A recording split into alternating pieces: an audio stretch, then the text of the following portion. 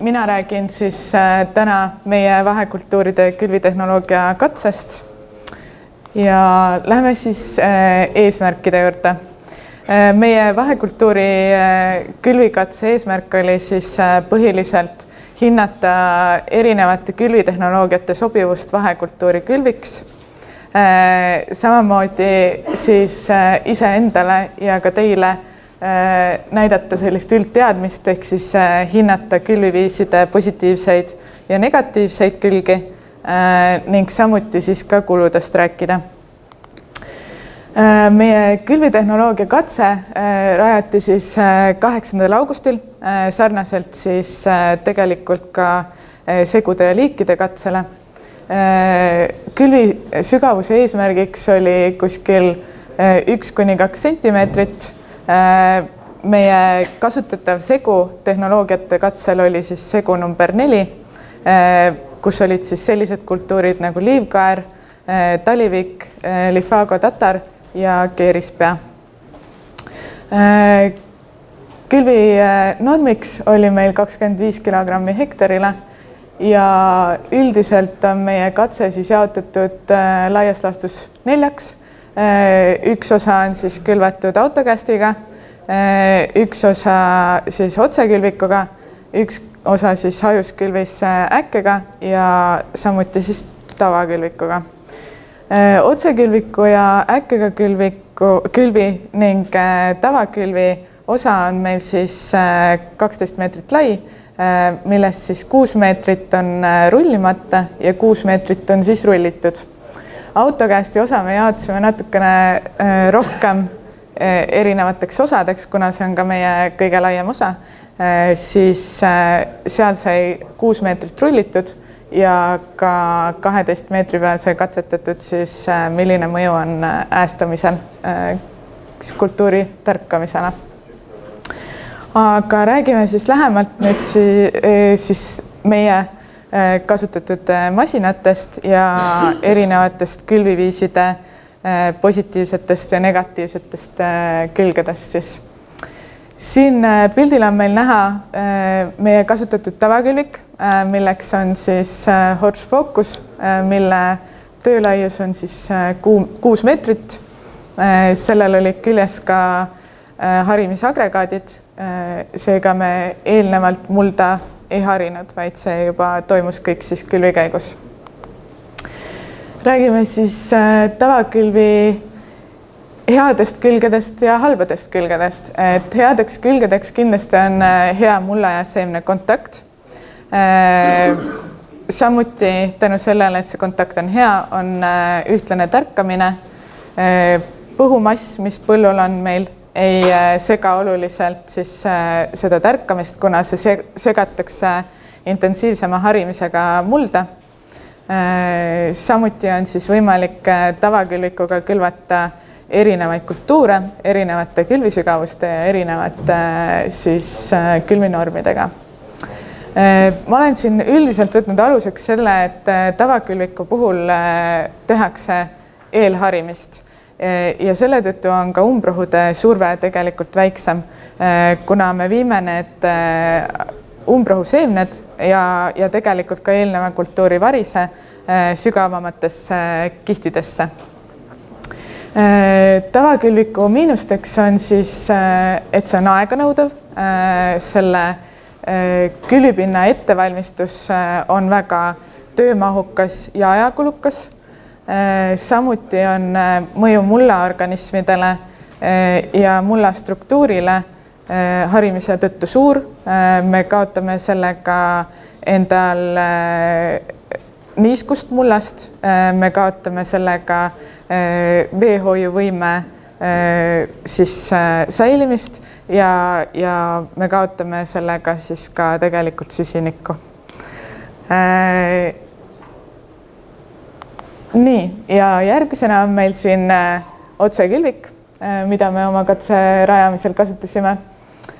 Selleks oli siis Horse Avatar, mille külvilaiuseks on siis 12 meetrit. Räägime siis otsekülviku eelistest ja puudustest. Et otsekülviku eelistaks kindlasti on mullastruktuuri säilimine. Erosiooni oht on väike tänu sellele, et mulda ei harita nii palju. Samuti on niiskuse sisaldus vähem mõjutatud kui näiteks tavakülviku puhul ja ka mõju mullaelustikule on väiksem. Seda siis kõike sellepärast, et otsekülviku puhul ei tehta eelnevat harimist ja tegelikult mulda häiritakse minimaalselt. Siiski on ka headeks külgedeks veel ühtlane külvisügavus, ühtlane ja tänu sellele siis ka ühtlane tärkamine ning samuti nagu tavakülviku puhul on ka otsekülviku puhul võimalik siis külvata erinevaid kultuure ja erinevate siis külvisügavuste ja külvinormidega. Otsekülviku miinusteks on siis see, et keerulisem on saavutada head mulla ja seemne kontakti võrreldes siis tavakülviku puhul või tavakülvikuga.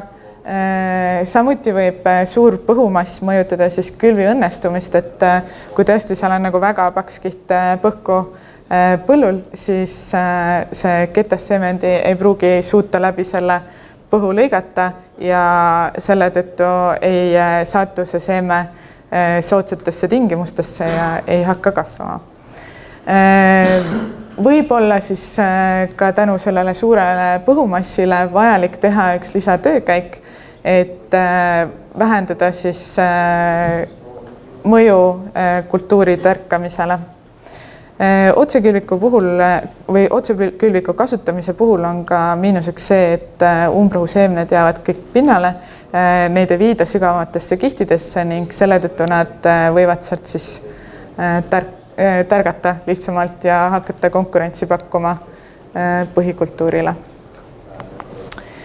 Järgmisena on meil siin üks äke, millele on siis paigaldatud peenseemne külvik ja see oli siis 12-meetrine, mida me kasutasime sama katse rajamisel. Räägime siis hajuskülvide headest ja vigadest. Et hajuskülvi headeks külgedeks on kindlasti see, et hajuskülv on kiire, ta on odavam tänu sellele, et ta efektiivsus on suurem, töölaius on suurem ja ka võimalik natukene kiiremini ilmselt sõita.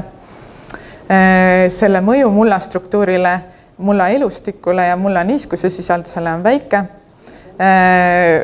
Ja põhk hajuskülvi puhul toimib siis multsina, tänu millele ta siis surub alla umbrohtusid. Hajuskülvi puudusteks on see, et meil on ebaühtlane külvisügavus, mis põhjustab ka selle, et on ebaühtlane tärkamine. Mulla ja seemne kontakt on väikene, mis samuti siis raskendab kultuuri tärkamist. Suure põhumassi korral ma tean, et mul on siin natukene sükene vastuolu, et ühtepidi põhk on positiivne ja käitub multsina, aga teisest küljest võib see põhk siis, kui on nagu see mass väga suur, võib ta alla suruda ka selle külvatava kultuuri. Hajuskülvide puhul on veel oluline see, et nagu ma ütlesin, siis kõik seemned ei pruugi sattuda nendele vajalik soodsatesse tingimustesse ja selle tõttu oleks vaja suurendada siis külvatavat normi. Ja meie kasutatud tehnoloogiate puhul oli võimalik siis külvata ainult peenseemneid, et see on siis üheks piiravaks asjaks. Siin on siis meie teine peenseemne külvik, mida me kasutasime. See on siis Autocast. Miks me otsustasime kasutada Autocasti? On see, et see on midagi uut ja huvitavat kindlasti meile endale ja me loodame, et ka teile, et kuidas sellega oleks siis võimalik külvi rajada. Ja teiseks on see, et Inglismaal kasutatakse seda päris aktiivselt rapsi külviks. Nii, aga räägime siis natukene külvitööde kuludest. Külvitööde kuludesse on siis arvestatud keskmised näitajad, keskmine küttekulu. See arvutus ei ole nüüd tehtud konkreetselt meie katses kasutatud tehnoloogiate kohta, vaid on võetud selline üldteadmine, et millised kulud need keskmiselt siis olla võiksid. Et siin siis on toodud erinevate külviviiside keskmised kütusekulud, mis on arvutatud välja hektari peale, samamoodi tööjõukulud, mis on samuti arvutatud hektari peale, ja masinakulud, kus on siis arvestatud varuosade ja amortisatsiooniga. Nagu näeme, siis kõige kallimaks osutus tavakülvik, mis oligi oodatav.